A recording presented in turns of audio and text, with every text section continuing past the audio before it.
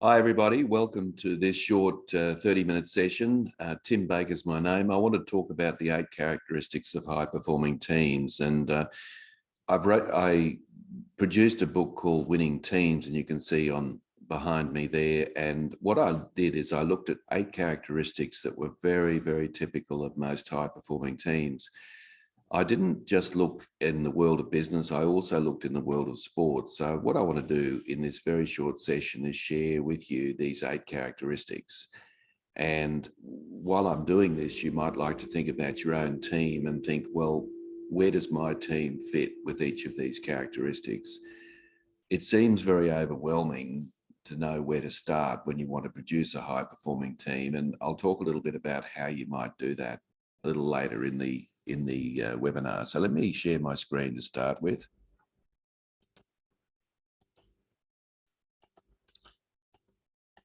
And those of you who don't know me, just a bit of background about myself, you can see obviously I'm an author. I've written 16 books, and one of those, of course, is Winning Teams, the 8 characteristics of high-performing teams. I deliver keynote addresses and workshops around the country and the world once we get back into normal a normal situation after COVID. And you can see I also play rugby in the Golden Oldies competition in Brisbane. So a little bit about me. Now let me launch into the book itself and just give you a quick overview. There's a few interesting testimonials that people have written about winning teams. And I actually went out and spoke to a number of people in the Wallabies team and the All Blacks team, because the All Blacks have got an 83% success rate, which is phenomenal. I think it's the most successful sporting team in the world. And I just wanted to know what made them tick. Obviously, they've got good players, but there must be more to it than that. And there was, as I found out. And perhaps I can share with you some of the anecdotes throughout the session. There's a nice testimonial from Nick Farr-Jones, who was the captain of the Wallabies World Cup team, and certainly the book resonated with him. Now, one of the objections that people would have about a topic like this is that we are all busy people, obviously, and spending time building a high-performing team seems like it's a lot of time, you've got to spend a lot of time, you've got to down tools and do this. So the question then is, where do I start and how do I do this? But even if you've got a mediocre performing team, is it even possible to get it from a mediocre team to a high performing team? Can we actually do that? So these are all questions I'm sure that are floating around in your mind. And of course, if you've got a high performing team, it's not just a case of letting them go.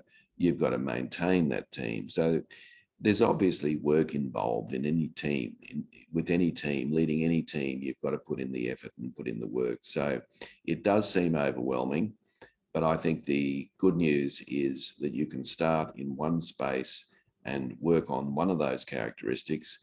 And what that will do, it'll permeate into other characteristics as well. So I think that's where I would start. If you tried to work on all 8 characteristics of high-performing teams, I think you'd find it would be overwhelming. So what are we covering? I obviously want to talk about the 8 characteristics of high-performing teams. So what are these characteristics? I don't think they're going to surprise you, but nevertheless, they are relevant to any high-performing team. And as I said before, you might like to just go through and look at your team and try and work out, well, where would I rate myself on a scale of 1 to 5? 5 is high, 1 is low, on the basis of the descriptions I give you today. I'll briefly talk about some tools for developing these characteristics, but I've only got limited time this morning to go through this. And subsequent webinars, we'll talk about some of those tools as I have previously. And I've got a special offer for you at the end of the presentation as well. All right, so let's have a look at these 8 characteristics. But before I do that, I do know that research tells us, and I think if you think about it, you've got 2 dimensions to any team. You've got a task dimension and a relationship dimension. Now, The task dimension is obviously what you do. So these are the services or the products that you provide. These are the things that people are paid to do ultimately. But also, if any team is actually performing at a high level, it's also a characteristic of the relationship dimension. Now, what do I mean by that? Well, of course, you've got relationships between team members. You've got relationships between you and team members. You've got relationships between your team and your stakeholders. Now, we do know from research that if we looked at high-performing teams, that where the greatest return on investment is in the relationship dimension. Now, of course, we're assuming that people have got the necessary skills to complete the tasks they're required to complete. Now, if they don't, obviously that would be a place to start. But on the assumption that they can do the tasks and they can do them very well, then it's really about building even stronger relationships with your team members. That's where the difference is made. And often what you find in teams is that teams will often do the obligatory one-day workshop on understanding each other when the team forms, and then nothing else happens. It's all down to work and it's all about the task dimension.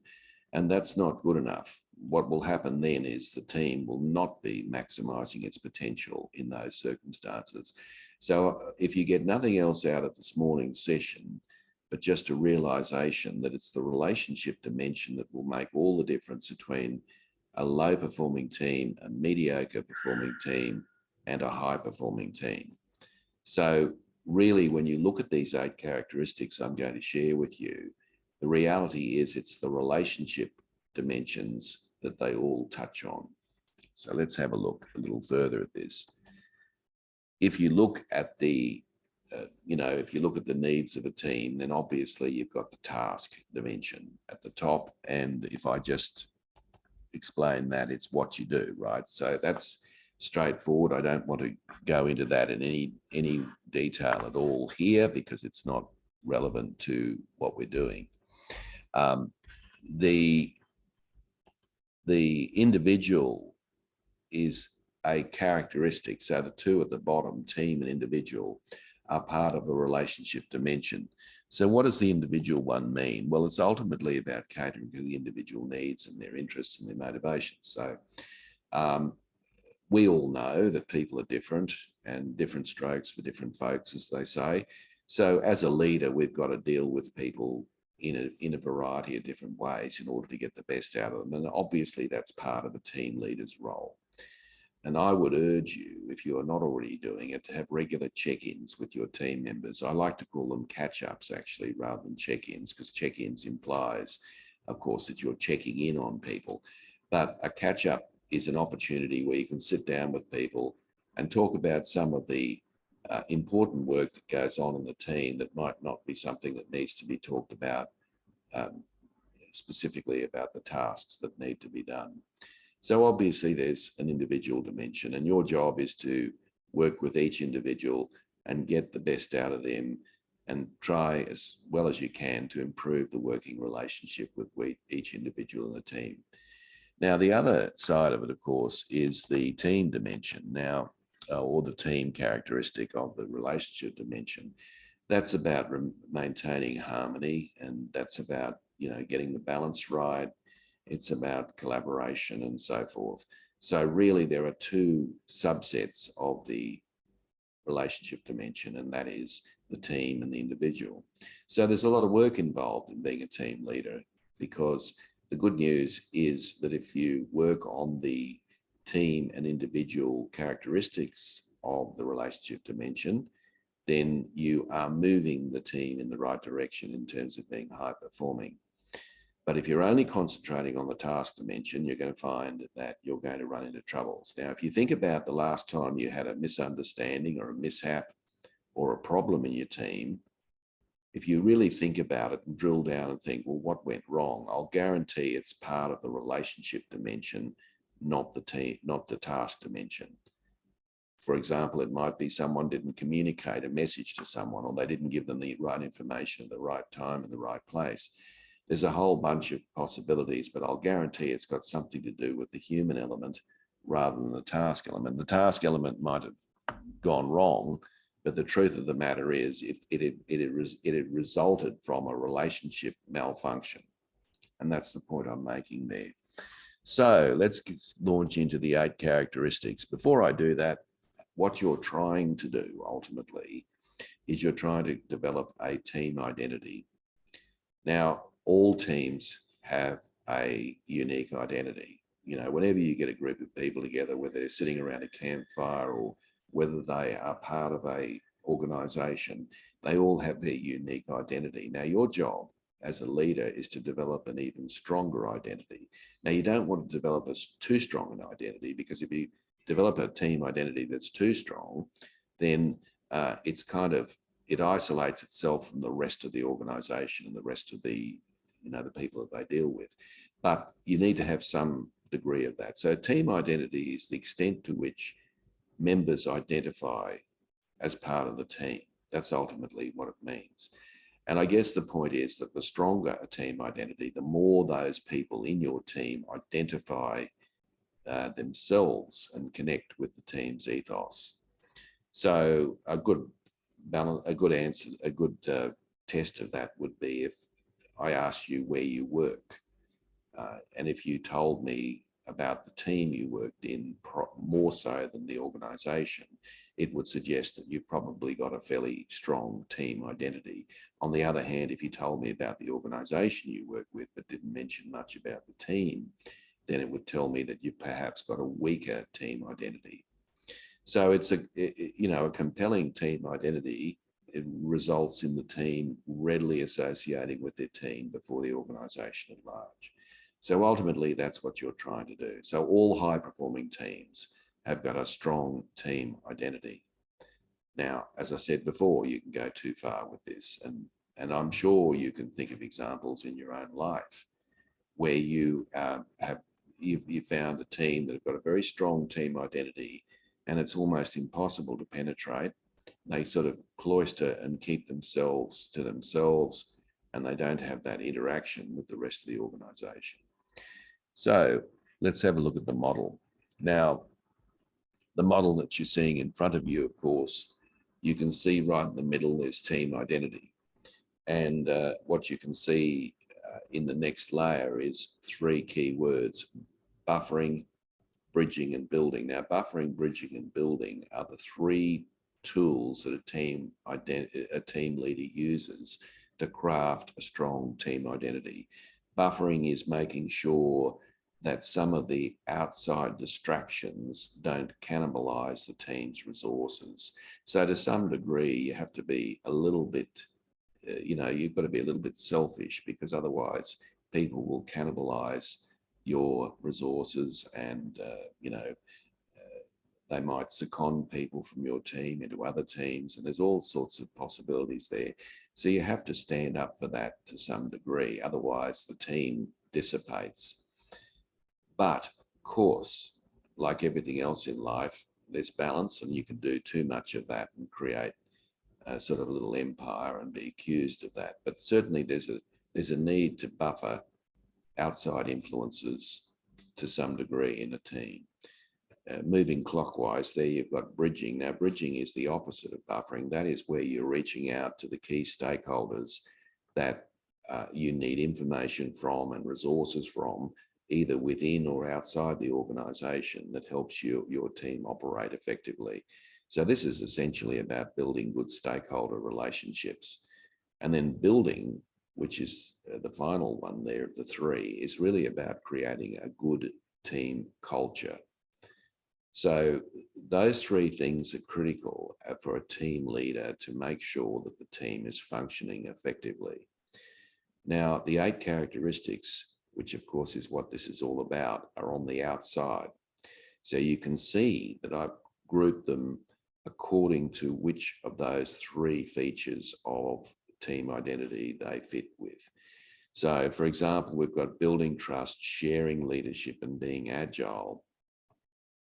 If you build trust, share leadership, and be agile, it's likely that you are preparing the team to be able to buffer outside distractions and influences. And then you've got creating purpose and managing stakeholders. By doing those two things, you are bridging, creating, alliances with people outside your organization that you rely upon. Improving systems, utilizing diversity and learning continuously are three characteristics of building a robust team culture. So you can see, of course, where they all fit into the model. Now, as I said at the outset, it can seem very overwhelming. You think to yourself, well, where do I start? My suggestion to you is to start with any of these 8 characteristics around the outside. And by developing those characteristics, you'll find that there's an interdependence between that characteristic and other characteristics.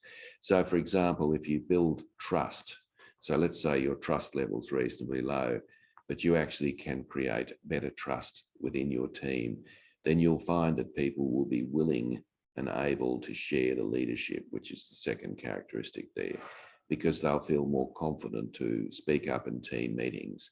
They'll be willing to take more responsibility for certain decisions and so forth. So you can see that if you work on one, it will actually permeate into other characteristics. So don't be overwhelmed by it. I guess if I wanted to talk good news and bad news, the bad news is all of those 8 characteristics are critically important to a high-performing team. But the good news for you is that you only need to start with one of those and work on it. And once you work on it, obviously it'll impact on the other characteristics. Now, in my book, of course, I go into great detail about some of the strategies and exercises and activities that you can use that are very practical, that can assist with each of these 8 characteristics.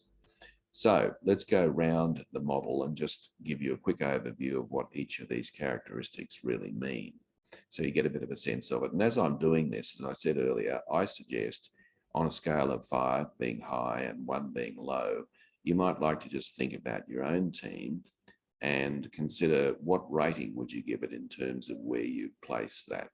So starting with building trust, and we'll go clockwise from there. Building trust is fairly elusive because it can ebb and flow depending on what's going on at the time in your team. For example, if some crisis occurs, that can be a trust builder. It can also be a trust destroyer. So trust is not something that's stable. It's a constantly evolving concept. Now, the other side of trust is that what are we talking about here? Well, we're talking about your relationship and level of trust with each team member. And that again will vary. Some team members will trust you more than others. So there's that side of things. But also there's each team member and their level of trust with each other. You might say, well, I don't have much control over that. I think you have more than you think. And it's beyond the scope of what we're talking about today to talk about that too much. So you've got a whole bunch of different forms of trust.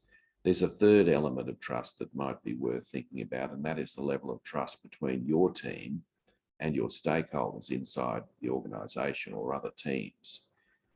All right, so that's something that is perennial. It's an ongoing challenge. It's something that you need to continue to develop. As I said earlier, I believe that actually, if you are prepared to have these regular, if you have these regular catch-ups with your team members, it should make a big difference. Now, if we look about sharing leadership, not all decisions obviously should be shared in a team. I mean, some actually you need to make, but others can be shared. But there needs to be a balance between you making unilateral decisions and decisions where the team takes responsibility for it. And getting that adjustment right is very, very important. Otherwise, people are too dependent on you as the team leader, and that's a problem. So have a think about, on a scale of 5 to 1, how much shared leadership are you exhibiting in your team? The third element there, or the third characteristic, is being agile. Now, being agile is about being able to change and morph and being, being able to be flexible enough to deal with an ever-changing world that we're dealing with. And obviously, over the last couple of years, we've seen that a significant change. I mean, the rate of change is never going to be as slow as it is today. Have a think about that for a minute. The rate of change will never be as slow as it is today. So in other words, this is the slowest it'll be. Rate of change will continue to accelerate, and we just have to learn to live with that. And being agile is critically important to any team. Teams that are too rigid in the way they do things and the way they operate are going to find it more difficult to be able to adjust to the circumstances that occur in the environment. Now, with those three characteristics, what you're doing is you're protecting the team from outside influences and elements, which is the buffering feature that I talked about earlier. Now, moving around clockwise, if we get to the bridging feature, we've got creating purpose. A good exercise for you is to actually sit down with your team members and ask them what the purpose of your team is, or what the purpose of our team is. You might be unpleasantly surprised at what people come up with. Obviously, if you're not absolutely crystal clear about the actual purpose of the team, then that creates a problem, because obviously people are off doing things that they probably shouldn't be doing, and perhaps aren't attending to the priorities that are critically important to achieving the purpose of the team. It's really useful to get your team to do a purpose statement. Keep your eyes peeled, because I have a webinar on that topic as well. But obviously, if you can define your purpose in one sentence, that will serve you well. Now, why is that important in terms of bridging? Well, if you're clear about your purpose, so will likely be other teams in the organization. So the managing stakeholders is really about you building alliances up and building relationships up with other team members outside your team that are critically important to success. And stakeholder management is frankly a concern for all team members. You're not the only one that should be concerned with that.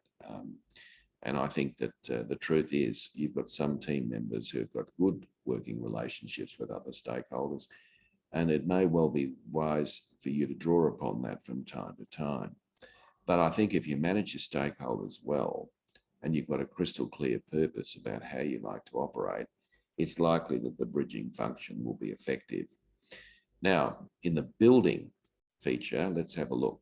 You've got improving systems. Now, most of us, of course, are so busy. The only time that we improve any systems is when they go wrong and we've got no choice. But I think you've got to make time to find opportunities to be able to continuously improve. If you think about high-performing teams in the world of sport, for example, such as the All Blacks, it is very obvious to me that they spend a lot of time working on continuous improvement. And I think, they just make the time to do that. They're always trying to be better. And that's a good thing. And why, if they're willing to do that, why shouldn't we in our own environments? Now, utilising diversity is actually not necessarily about race or gender or those sorts of issues, because most of us are given the team we're given. And the team we're given is the team we've got. So there's not much we can do about that unless it's a project team that you're working in. But ultimately, every one of your team members has a thinking style. And I think when you think about diversity, think about it from the point of view of thinking style. So, some people, for example, are blue sky thinkers. Other people are detail focused. Some are extrovert, some are introvert. Of course, everyone's different. And I think instead of getting annoyed about those differences, which we often do in our own environment when we're dealing with them, what we should be doing is embracing them and trying to use them as effectively as we can for the challenges that we face in a team. So I'd be strongly urging you to do that. And so, for example, if you've got someone who's very good at assessing risk, they think deeply about things, then why wouldn't you defer to them in a team meeting and ask them what they see as the key risks involved in whatever it is you're proposing? And I think if you do, and we do now know from the research that teams that actually utilize diversity effectively are actually more productive. We know that now. We all, not only do we know it's the right thing to do, we also know that it's the productive thing to do. And finally, you've got learning continuously. All high-performing teams are always growing and learning. They're always looking at how things can be done better, faster, easier, safer. And developing a continuous learning culture in your team is critically important to your success. So when you think about it, there's the 8 characteristics. And as I said earlier, the good news for you is you only have to start in one of those areas.